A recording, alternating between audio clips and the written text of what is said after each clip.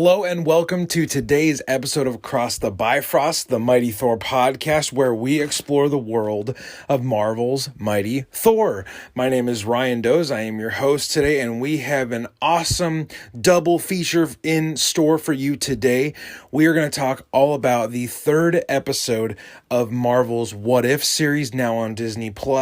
This episode takes place during the first Thor movie, and it has a lot of tie-ins and lead-ins to the Avengers, and Thor is the center of a mystery that we get solved in this episode. It was fantastic. There's also some Loki, some Warriors 3, a lot of Asgard. It's a fantastic episode, so we are going to talk all about it.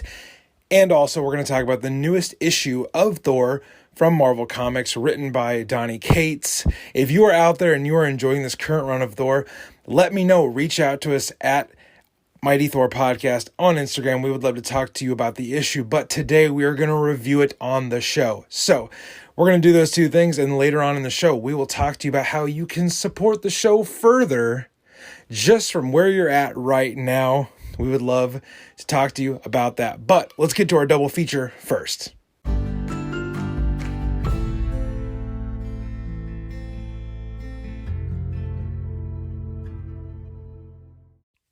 Before I jump into the covering of the third episode of What If, I just kind of wanted to give you guys my thoughts about What If as a concept, as a series so far. I have really enjoyed every single episode they've done. The Peggy Carter, Captain Carter episode was fantastic. Steve Rogers as the Hydra Stomper was so much fun.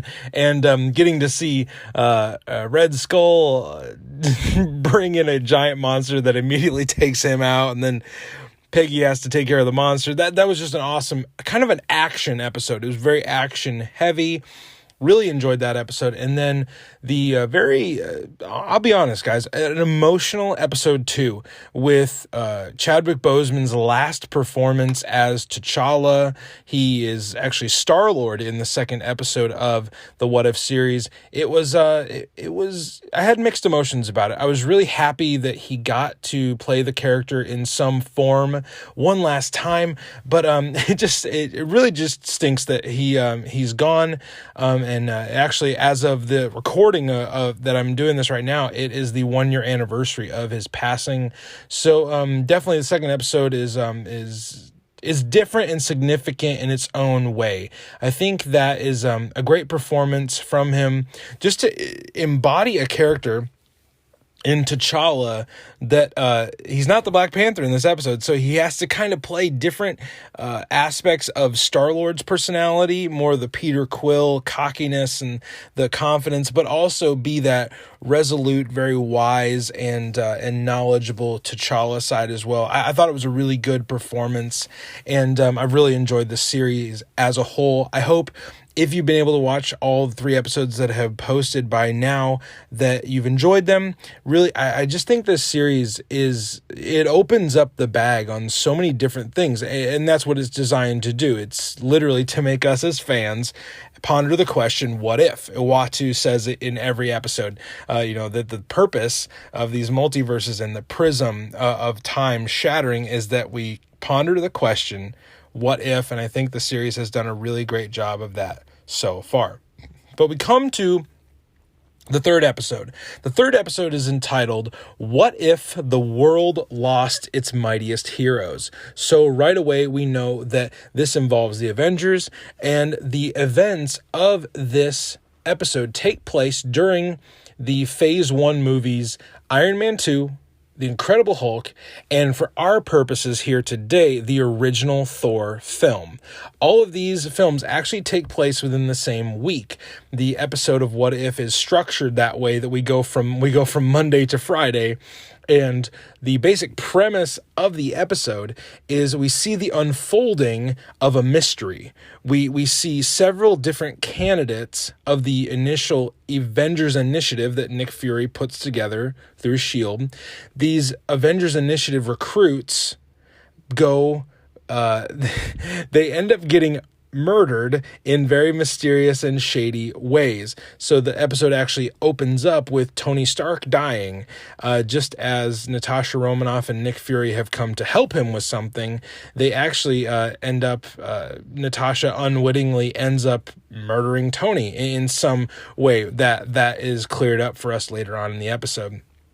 And then we move to the hammer having fallen to New Mexico, as it does in the original Thor film. The hammer has fallen to New Mexico, and Thor is on pursuit. So we cut to the perimeter that S.H.I.E.L.D. initially put around the hammer, again, just like in the original movie, except this time, Coulson, Clint Barton, Hawkeye, and Nick Fury are all there, and these guards start going down, and Coulson calls out the alarm, and they find out that this guy, this intruder, who we know as Thor, but they don't know yet, he is taking out these guards one by one in order to get to the hammer. There's a lot of really great lines in here where as Thor's breaking into the S.H.I.E.L.D. site to retrieve the hammer, Coulson and Hawkeye both comment that Thor has really beautiful hair, and they definitely animate him in a way where his hair is extra flowy in this episode of What If. And as Thor is about to lift the hammer, Hawkeye's arrow, as he's perched up in that little cage thing, Hawkeye's arrow gets released, and it fatally wounds Thor, killing him. And then all the S.H.I.E.L.D. guards turn to Hawkeye, and he swears that he didn't shoot the arrow. And he is taken into custody for Thor's death. And Barton, even in his cell, is like, I never miss. I never misfire. That is just not me.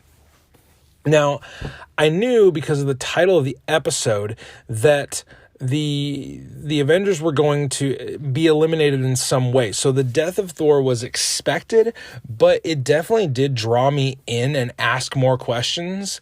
The mystery, I think the mystery in this episode was really well done, because the entire time, even up until the reveal, I was like, what are they doing here? I have no idea where this is going. So I thought the pacing of the episode was really well done, especially since this is more of a mystery style episode, a whodunit. Fury in the room where they've got Thor's body laid out. Fury confirms that he's dead, and they did a blood report on Thor's body, and they actually determined that he's thousands of years old. So they know he's not from around here. And Coulson has a great line where he refers to Thor as Muscle Beach, which is really great. There's a lot of little comments thrown Thor's way. Fury refers to him as a space corpse that looks like a Chippendales dancer. So they both just take these shots at basically Chris Hemsworth's interpretation of the character, just being this, hulking, good-looking, muscular guy. And they even say that even as Thor's corpse is rotting, he smells like lavender. That's kind of the through joke as his body is even decaying. And they're like, oh man, he still smells really good. So we jump ahead in the episode. There's some interactions between Hulk, Bruce Banner, and Natasha Romanoff that are really interesting and cool. But basically, the Avengers are being picked off one by one, and we come to Asgard's response to Thor's death. The soon-to-be king, the eldest son of Odin, has died, and Asgard has to respond. So Loki, Sif, the Warriors 3, and an army of Asgardian soldiers arrive in New Mexico to respond to Thor's death, to confront S.H.I.E.L.D., and to presumably take his body back to Asgard. And in the way they want to find out who did it, and they want the person who has murdered their prince to be punished.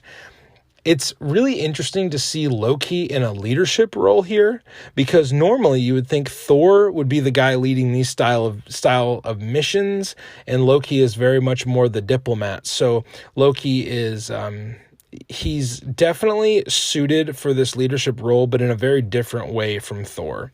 So Shield and Fury have an initial interaction with Loki that doesn't go well. Loki uses the casket of Ancient Winters to freeze all of the agents' vehicles, and he sends them a warning. He gives Fury a day, one 24-hour period to find Thor's killer, or he threatens that Midgard will be reduced to ash and ice. I do love this version of Loki because he's very loyal to Asgard, even when he has his own motives behind the scenes. So Loki in here, voiced by Tom Hiddleston, great job.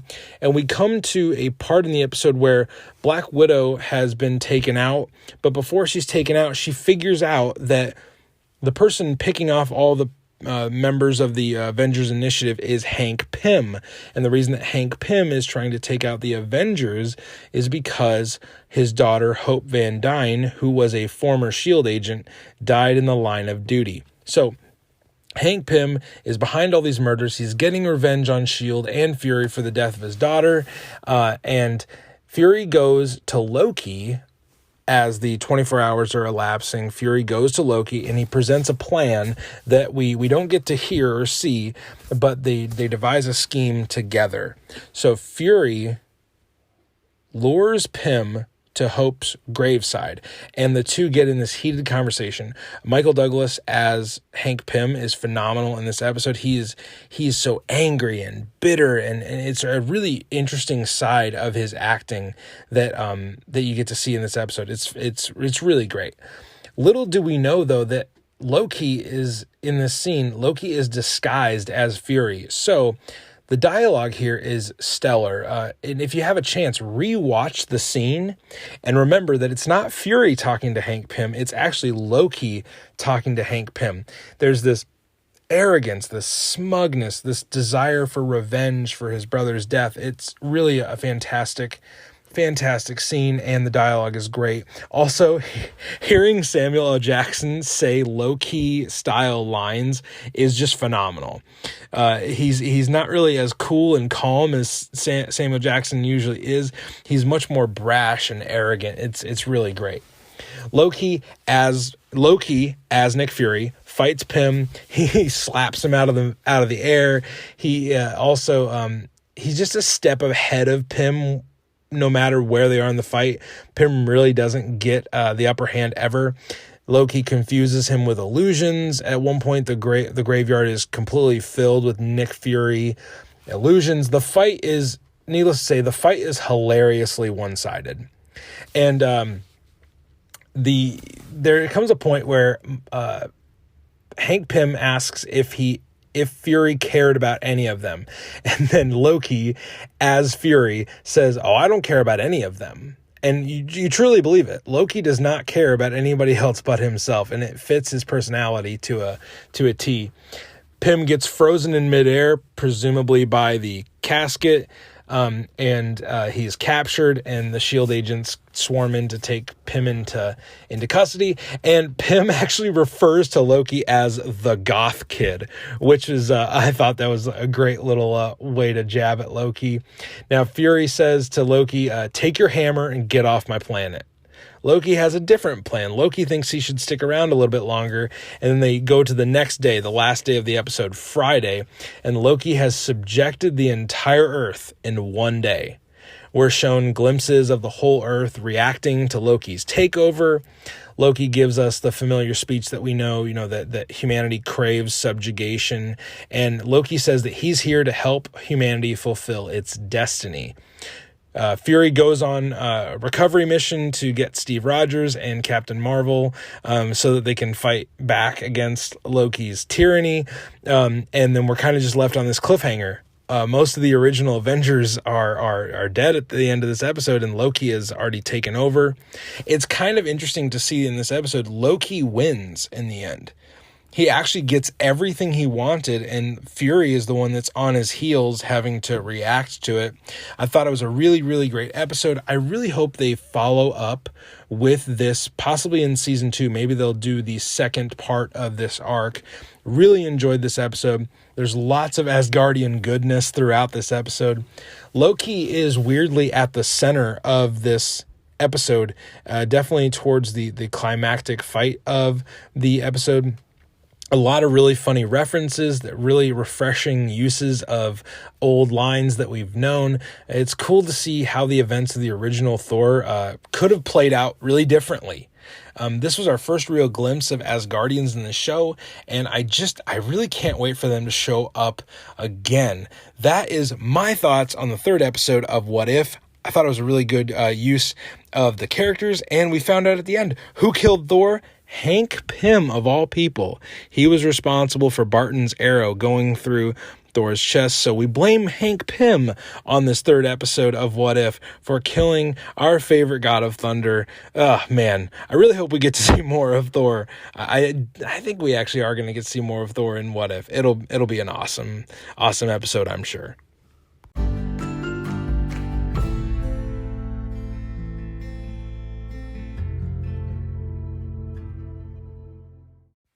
I have to be honest with you, listeners. I have not kept up with this current run of Thor as well as I should have. I know that, man, it's getting just really, really great recommendations. Donny Cates has written for Thor for the last few years, and his run has already been lauded up there with some of the best writers that have ever done Thor. So really, it's a shame on me for not having read this run yet, but we're going to jump in today, and hopefully every month we can be reviewing and looking forward to the newest issue of Thor. We get Thor content every month, and really I want to keep you Thor fans up to date on what's going on in his world as new stories come out every single month with Marvel Comics. So this is issue 16 of the current run of Thor, again written by Donny Cates. This issue is guest artist by Michelle Bandini. There's a lot of different letterers on here. We got Joe Sabino. He is the designer on this. Will Moss is the editor. Will Moss has been on the Thor book for a long, long time. A lot of great creators on this book. And we're actually in the middle of an arc called Revelations right now. This is the second of 3 parts. So luckily in Marvel Comics, at the opening page of the books, they kind of bring you up to speed on what's going on in the current stories, what Thor's been up to. So I'm going to actually read that for you, and then I will break down the issue and let you know what I thought about the newest issue of Thor. Here we go. Thor is the god of thunder and the all-father of Asgard. Of late, he has had trouble with his hammer, Mjolnir. Sometimes it is too heavy for him to lift, and other times people like his brother Loki are able to lift it, despite the fact that no one but Thor should be able to. Deciding that Mjolnir's disobedience must be because he is now Asgard's king and no longer its warrior, Thor leaves the unruly hammer in the only place he thinks safe, within the Avengers' mountain, so that he can focus on being a better king. But Mjolnir is not the only thing keeping the All-Father up at night. So we're drawn in a little bit with Thor's complicated relationship with the hammer, and there is something haunting Thor that we are going to learn a little bit about in this issue. So we open up the first few pages. Thor is reliving this nightmare that he's been having as of late of Thanos wielding Mjolnir, and it's embossed with the Infinity Stones, which man, the first few pages of this issue were fantastic because you get to see Mjolnir with Infinity Stones all around it. It's spectacular. Thanos has defeated multiple superheroes. We get to see, I think Spider-Man's in there, Captain America, Iron Man, and a few others. And then at the end of this little nightmare that Thor is having, Thor is killed off screen. We see kind of a blood splatter come back up at Thanos after he has presumably killed Thor, and that's when Thor wakes up. That's when the nightmare is over. We cut to Thor retelling all of this to Jane Foster as they're walking on the streets of New York City. They have this conversation, and through the questions that Jane is asking Thor, we're kind of brought up to speed on what's been going on. And it really is a good way for the two characters to have a conversation, but also for readers who have lapsed a little bit like myself to be brought up to speed on what's going on and how Thor is processing this this struggle, this tension that he's having, not only with the hammer, but with these nightmares that are kind of a foreshadowing of his doom, of end times, those types of themes. Thor has a great little aside where he stops at a hot dog stand and he orders a ton of food in this very casual New York dialect. And they have a little conversation about how Thor knows tons of languages, and he, why wouldn't he know the New York dialect? Is really kind of a funny little part of their conversation. I really enjoyed that. And then all out of nowhere, the wrecking crew shows up, and Jane transforms into her battle armor to engage them. Thor doesn't have the hammer, but he and Jane still defeat the Wrecker and his crew pretty easily. I always like when classic villains show up and make cameos in new stories, so it was really kind of fun just to see the Wrecker and his crew show up really briefly, kind of have that little bit of a fight, and then get dispatched pretty easily. The way that the Wrecker is taken out is Thor swings and beats him with his own crowbar. So a little bit of irony there. And then towards the end of the fight, Jane and Thor finish up their conversation, and then Odin's ravens, who are now Thor's ravens, Hugin and Munin, come to Thor and they say that he needs to go see his mother, Freya. So Jane parts with Thor. She goes after the rest of the wrecking crew, and Thor is heading off to Vanaheim. Jane's last little thing she says to Thor is, focus on being a better king. Just clear everything out. Focus on that one thing. You're the All-Father now. You have to focus on your people, on Asgard, on the Nine Realms. So go do that. Thor departs for Vanaheim, and instead of meeting up with his mother, he's greeted by Odin, and they do not have a great first interaction. The two of them posture as if they're going to fight, and then out of nowhere, this giant beast, it's like got horns, it kind of looked like a rhinoceros, it kind of looked like an elephant. It was just a big old ugly monster, comes out of the trees, and it attacks them both. And Odin is wondering, hey, where's the hammer that would be really helpful right now? Thor does not explain in the moment, but then the beast just stops, and its head just slides off of its neck, and we're meant to see the off panel. Thor and Odin are both like, oh no, and Odin even's like, oh hell. The head slides off, and it's because Thor's mother, Freya, has sliced his head off, and she is accompanied by Angela, who is she's the queen of hell. She is also Thor's sister, and we're left in the last page where Freya just says, okay, we need to talk. So lots of to be continueds here. There's a lot that's probably going to happen in the third issue of this arc that comes out next month.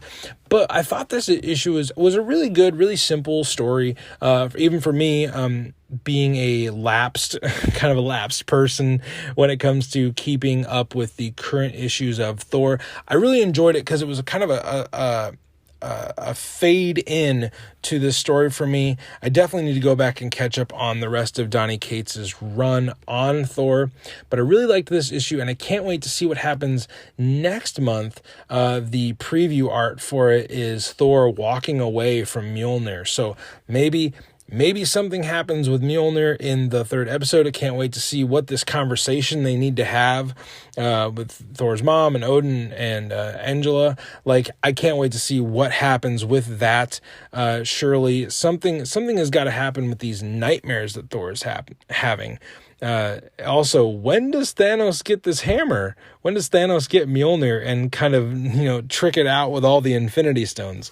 Lots of questions. Hopefully some of them are answered next month in Thor number 17. Really, really enjoyed this issue.